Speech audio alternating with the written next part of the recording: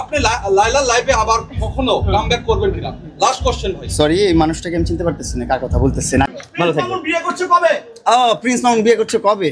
ইতিমধ্যে অনেকে কমেন্ট করতেছে যে আপনি নাকি বিশ্বপ্রেমিক হিসেবে অ্যাওয়ার্ড পেয়েছেন। বিশ্বপ্রেমিক হিসাবে আমি কেন পাবো? যারা প্রতিদিন দিন বদলায় আর মানুষ বদলায় তারা হচ্ছে বিশ্বপ্রেমিক হবে, তারা হচ্ছে লাভগুরু হবে। আমরা বদলাই না, আমরা একটাই ধরবো, একটাই রাখবো, একটাকেই বিয়ে করবো ইনশাআল্লাহ। এবং সর্বশেষ প্রশ্ন, এই কইরে জিহাদ মামুন, সর্বশেষ আপনার কাছে প্রশ্ন, বোমটা নিচে নামান ভাই। সর্বশেষ প্রশ্ন, আপনি লাইলার লাইভে আবার কখনো কামব্যাক করবেন কিনা?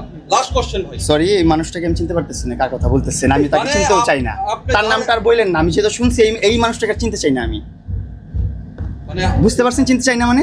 প্রশ্নের উত্তর এখানেই আছে।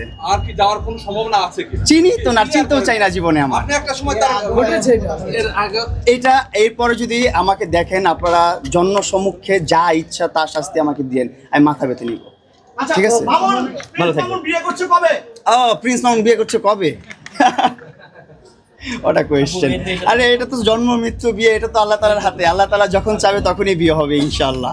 আগে নিজেকে গড়ি, নিজের ক্যারিয়ার গড়ি, সবকিছু সুন্দর করি, তারপর ইনশাআল্লাহ। আচ্ছা, ইতিমধ্যে আপনাকে নিয়ে অনেকটা জি ভাইয়া বলা হচ্ছে, কোথা থেকে বলছে আপনি বুঝতে পারছেন?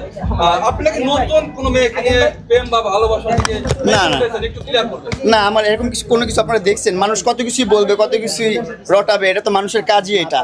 আসলে যাদের জীবনের কোনো এম নেই, যাদের জীবনে কোনো লক্ষ্য নাই, যাদের ভবিষ্যতের কোনো পরিকল্পনা নাই, তারা কি করে সোশ্যাল মিডিয়াতে টাইম পাস করে, যারা আছে তাদেরকে নিয়ে খারাপ মন্তব্য করে, খারাপ কমেন্টস করে, তাদেরকে নিয়ে গুজব ছড়ায়। এটা হচ্ছে বেকার মানুষ যারা, তাদের কাজ। আর যারা জীবনে অনেক ব্যস্ত, যাদের জীবনে অনেক গোল আছে, তারা তো জীবনের গোল পূরণ করার মানে প্রসেসিংয়েই ব্যস্ত থাকে। তারা আবার আরেকজনকে নিয়ে সমালোচনা করবে, আরেকজনকে নিয়ে গীবত করবে। সেই সময় যাদের নাই, যাদের গোল আছে জীবন নিয়ে, সো আমি মনে করি তারা আজারা মানুষ। শেষ করি আমরা বেরোই। সর্বশেষ প্রশ্ন আর প্রশ্ন করব। জি। অনেকবার আপনারে নিয়ে অনেক কথা হয়েছে, আপনারা কি মাদক বিজনেসের সাথে জড়িত ছিলেন? এটা ক্লিয়ার করুন। এটা যদি কেউ প্রমাণ করতে পারে তাহলে যেই শাস্তি দিবেন আমি মাথা পেতে নিব। মানুষ তো অনেক কিছুই বলবে।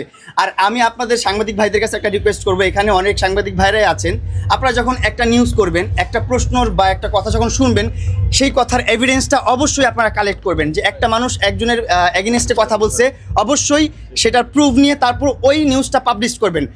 অথবা আপনি সেই নিউজটা পাবলিশ করবেন না, কারণ আপনি পাবলিশ করার কারণে যাকে নিয়ে কথাটা বলা হচ্ছে তার জীবনে কিন্তু একটা ইম্প্যাক্ট পড়ে, তার লাইফে একটা ইম্প্যাক্ট পড়ে, তার ফিউচারে একটা ইম্প্যাক্ট পড়ে, ইভেন তার পার্টনারের সাথেও তার রিলেশনের অনেক ইম্প্যাক্ট পড়ে যায় তার কথাবার্তার কারণে। কারণ আপনারা যদি এভিডেন্স না পান, একজন মানুষের কথা বলতেই পারে, সেটা যদি আপনি প্রচার করবেন কেন, কোন ভিত্তিতে আপনি প্রচার করলেন, সেটা আপনাদের কাছে আমার রিকোয়েস্ট রইল। যখন একটা কথা পাবেন কারো এগেইনস্টে কেউ বলবে, অবশ্যই প্রুফ নিয়ে কথা পাবলিশ করবেন। ভালো থাকবেন, সুস্থ থাকবেন। আমার কথা